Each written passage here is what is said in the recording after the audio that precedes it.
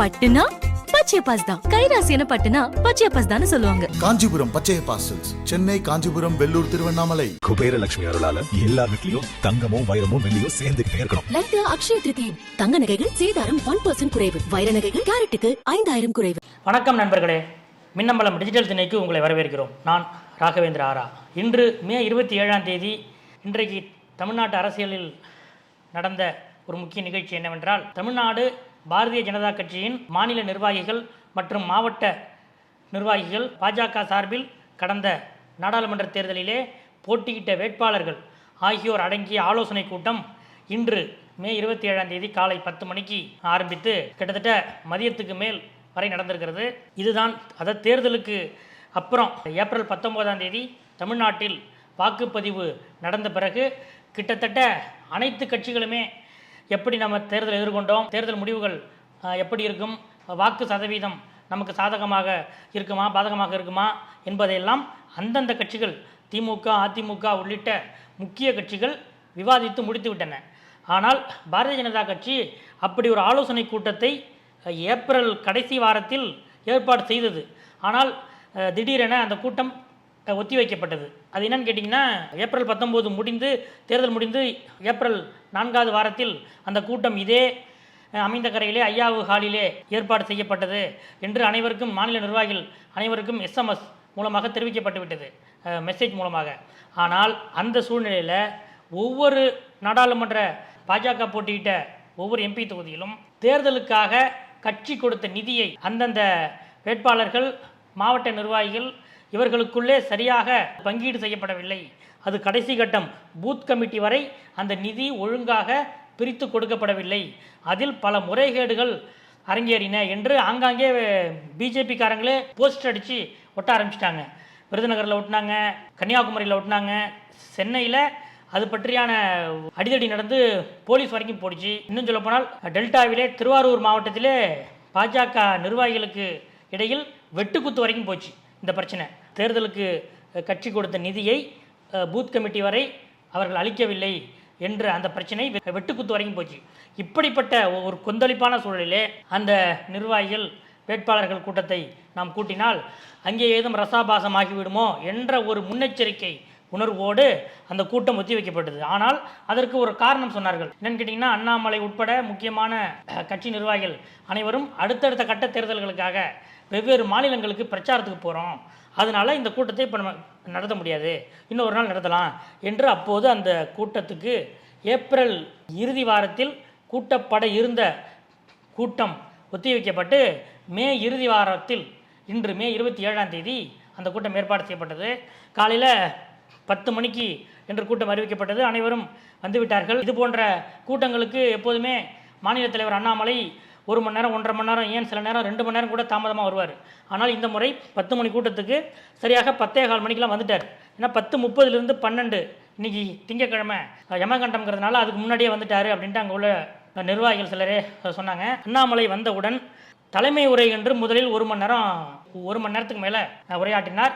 அப்போது அவர் என்ன சொன்னார்னா, ஃபஸ்ட்டு இந்த பிரச்சனை, ஏன்னா அவர் மாநில தலைவர் என்பதால் அனைவருக்கும் பதில் சொல்ல வேண்டிய பொறுப்பு அவருக்கு இருக்கிறது, அந்த கடமை அவருக்கு இருக்கிறது என்பதால் அவர் எடுத்த எடுப்பில் என்ன சொல்லிட்டாருன்னா, தேர்தலின் போது என்ன நடந்தது என்பது பற்றியெல்லாம் நீங்கள் என்னென்ன சொல்ல வந்திருக்கிறீர்கள் என்பதெல்லாம் எனக்கும் தெரியும். ஆனால் இப்போது நமது கவனம் எல்லாம் ஜூன் 4ஆம் தேதி வாக்கு எண்ணிக்கையில் இருக்க வேண்டும். வாக்கு எண்ணிக்கை தினத்தன்று நமது முகவர்கள் எப்படி செயல்பட வேண்டும், அந்த வாக்கு எண்ணிக்கை மையத்தில் நாம் எவ்வாறு செயல்பட வேண்டும் என்பதை நோக்கித்தான் நமது முழு கவனமும் இப்போது இருக்க வேண்டுமே தவிர, தேர்தலில் என்னென்ன பிரச்சனைகள் ஏற்பட்டது, என்னென்ன இஷ்யூக்கள் இருந்தது என்பது பற்றியெல்லாம் ஒவ்வொரு நாடாளுமன்ற தொகுதி வாரியாக தனித்தனியாக நாம் ஜூன் 4க்கு பிறகு ஆய்வு செய்ய இருக்கிறோம். அப்போது நீங்கள் அந்த ரெவ்யூ கூட்டத்தில் அதெல்லாம் சொல்லலாம். அதனால் இப்போது நாம் அதில் கவனம் செலுத்த தேவையில்லை. இப்போது நம்முடைய கவனமெல்லாம் ஜூன் 4ஆம் தேதி வாக்கு எண்ணிக்கையில் இருக்க வேண்டும் என்று முதல்ல ஒரு அணை போட்டார். அதாவது எல்லாரும் அந்த நிதி பிரச்சனை உட்பட பல்வேறு பிரச்சனைகளை, உட்கட்சி பூசல்களை இந்த கூட்டத்தில் எழுப்பிவிட வேண்டாம் என்று ஏற்கனவே ஆஃப் த ரெக்கார்டாக வேட்பாளர்களுக்கு முன்கூட்டியே தெரிவிக்கப்பட்டு விட்டது. இருந்தாலும் அண்ணாமலை பேசும்போது எடுத்த அடிப்பிலேயே இதை சொன்னார்.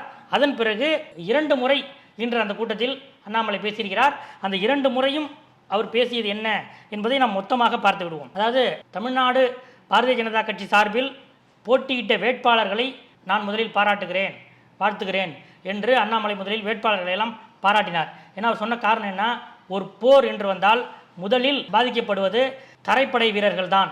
அவர்கள் தான் முன்னால் நிற்பாங்க. மற்ற படை வீரர்களுக்கு ஏற்படும் பாதிப்புகளை விட காலாட்படை வீரர்களுக்கு தான் அதிக பாதிப்பு ஏற்படும். அது மாதிரி வேட்பாளர்கள் தான் முன்னாடி நின்னாங்க. எதிரிகளோட ஈட்டியாக இருந்தாலும் எதிரிகளோட குண்டாக இருந்தாலும் அதை முதலில் நெஞ்சில் வாங்கியது நமது வேட்பாளர்கள் தான். எனவே வேட்பாளர்களை முதலில் பாராட்டுகிறேன் என்று சொல்லியிருக்கிறார். அதற்கு பிறகு தேர்தல் முடிவு எப்படி வேண்டுமானாலும் இருக்கட்டும், நாம் நம்பிக்கையோடு இருக்கிறோம். ஆனால் தேர்தல் முடிவுகள் எப்படி வேண்டுமானாலும் இருக்கட்டும், நமது இலக்கு 2026 சட்டமன்ற தேர்தல் தான். அர்ஜுனனுக்கு எப்படி அந்த இலக்கின் மேல் எவ்வாறு முழு கவனமும் இருக்குமோ அதே போல் 2026 நோக்கி நம்முடைய அடுத்த இந்த பயணத்தை நாம் ஆரம்பிக்க வேண்டும். அடுத்த 25 வருஷம் பிஜேபி எப்படி இருக்க வேண்டும், தமிழ்நாடு எப்படி இருக்க வேண்டும் என்பது பற்றி நாம் யோசிக்க வேண்டும் என்று முன்னோக்கி பேச்சை நகர்த்தினார். அதன் பிறகு இன்னொரு விஷயத்தையும் அவர் சொன்னார். நான் அதாவது மறைந்த அதிமுக பொதுச் செயலாளர் முன்னாள் முதல்வர் ஜெயலலிதா சிறந்த இந்துத்துவ தலைவர் என்று சொன்னேன். அது பற்றி பல்வேறு விவாதங்கள் இன்று நடந்து கொண்டிருக்கின்றன. இப்போது வரைக்கும் இன்னைக்கு வரைக்கும் அதை பற்றி பேசுகிறாங்க. ஆனால் நான் ஏன் சொன்னேன் அப்படின்னா, ஒடிசாவில் அங்கே இருக்கிற நமது தமிழ்நாட்டை சேர்ந்த அதிகாரியான VK பாண்டியன் அவர் நவீன் பட்நாயக் அரசாங்கத்திலே எவ்வளவு முக்கியமான பங்கு வகிக்கிறார் என்பதை உணர்த்துவதற்காக பிரதமர் மோடியும் உள்துறை அமைச்சர் அமித்ஷாவும் அங்கே தேர்தல் பிரச்சாரத்திலே பேசினார்கள். ஆனால் இங்கே தமிழ்நாட்டில் ஏதோ மோடியும் அமித்ஷாவும் தமிழர்களுக்கு எதிராக, ஒட்டுமொத்த தமிழ்நாட்டுக்கும் தமிழர்களுக்கும் எதிராக பேசிவிட்டதாக முதலமைச்சர் ஸ்டாலின் ஒரு அறிக்கை வெளியிட்டார். அதைத் தொடர்ந்து திமுக கூட்டணியிலே இருக்கிற ஒவ்வொரு கட்சியும் அதை கண்டிக்க ஆரம்பித்தார்கள். இதை ஒரு பெரிய இஷ்யூ ஆக்கினாங்க. ஆனால் இதை நாம் சரியாக எதிர்கொள்ளவில்லை. இந்த நிலையில்தான் ஜெயலலிதா சிறந்த இந்துத்துவ தலைவர் என்று நான் சொன்னதும் இதற்கு அதிமுகவினர் ஊடகங்களில் வெளிப்படையாக வலிமையாக கண்டனம் செய்வார்கள் என்று நான் எதிர்பார்த்தேன். அதே போல் அதிமுக தரப்பிலிருந்து நான் சொன்னதுக்கு எதிர்மறையான விமர்சனங்கள் வந்தன. அதனால் VK பாண்டியன் பற்றிய தமிழ்நாட்டிலே நடந்த அந்த தொடர்ச்சியான விவாதத்தை நான் ஜெயலலிதா பக்கமாக திசை திருப்பி விட்டோம். இப்படித்தான் நாம் அரசியல் பண்ணணும். அதாவது மறைந்த ஜெயலலிதா அயோத்தியில் கரசேவையை ஆதரித்தார். ராமர் கோவிலை அங்கே கட்டாமல் வேறு எங்கே கட்டுவது என்று ஜெயலலிதா கேட்டார். இதையெல்லாம் நாம் மக்கள்கிட்ட எடுத்து சொல்லணும், மீண்டும் மீண்டும் நாம் எடுத்து சொல்லணும் என்று அண்ணாமலை பேசினார். இதில் 2வது அமர்வில் வேட்பாளர்கள்லாம் பேசி முடித்த பிறகு மீண்டும் அண்ணாமலை பேசும்போது ஒரு முக்கியமான பாயிண்ட்டை சொன்னார். என்னன்னு கேட்டிங்கன்னா, நாம் அவரவருக்கு இந்த தேர்தலில் கொடுக்கப்பட்ட ஒவ்வொருவருக்கும் கொடுக்கப்பட்ட வேலையை ரொம்ப சிறப்பாக செய்து முடித்திருக்கிறோம். நாளைக்கு இந்த மேடையில் இருக்கிறவங்கெல்லாம் கீழே உட்கார்ந்துருக்கலாம், கீழே இருப்பவர்கள் மேடையில் அமரலாம். அப்படி ஒரு நிலை வந்தாலும் வரலாம். இருந்தாலும் நாம் அடுத்த கட்ட பயணத்தை நோக்கி தீவிர கவனம் செலுத்த வேண்டும். ஜூன் 4ஆம் தேதி வாக்கு எண்ணிக்கை மையத்தில் நாம் மிக விழிப்பாக இருக்க வேண்டும். இந்தியாவிலே மீண்டும் 3வது முறையாக மோடி பிரதமராக வருவார். தமிழ்நாட்டில் அதற்கு என்ன பங்கு என்பதை நாம் ஜூன் 4ஆம் தேதி நிச்சயமாக, இங்கேயும் நமக்கு சில சாதகங்கள் இருக்கின்றன. அதனால் ஜூன் 4ஆம் தேதி நாம் மிக அதிக விழிப்புணர்வோடு இருக்க வேண்டும் என்று சொல்லி அந்த 2வது அமர்விலே பேசி முடித்திருக்கிறார் அண்ணாமலை. இந்த நிலையில் அவர் ஃபஸ்ட்டு பேசி முடித்த பிறகு டீ பிரேக்கு, அதற்கப்புறம் வேட்பாளர்கள் அவரவரது கருத்துக்களை சொல்லலாம் என்று அறிவுறுத்தப்பட்டது. ஏற்கனவே வேட்பாளர்களுக்கு அந்த பிரச்சனைகளை பற்றி இங்கே பேச வேண்டாம் என்று தனிப்பட்ட முறையிலும் எடுத்து சொல்லப்பட்டதால் யாரும் அந்த தேர்தல் நிதி பற்றிய அந்த பங்கு பிரிப்பது பற்றிய அந்த புகார்களை சொல்லவில்லை. முன்னாள் ஆளுநரும் தென்சென்னை மக்களவை தொகுதியிலே போட்டியிட்ட வருமான டாக்டர் தமிழிசை பேசும்போது என்ன சொன்னார்னா, நான் எல்லா பதவியும் பார்த்துட்டேன், எல்லா உயரத்தையும் நான் எட்டிட்டேன்.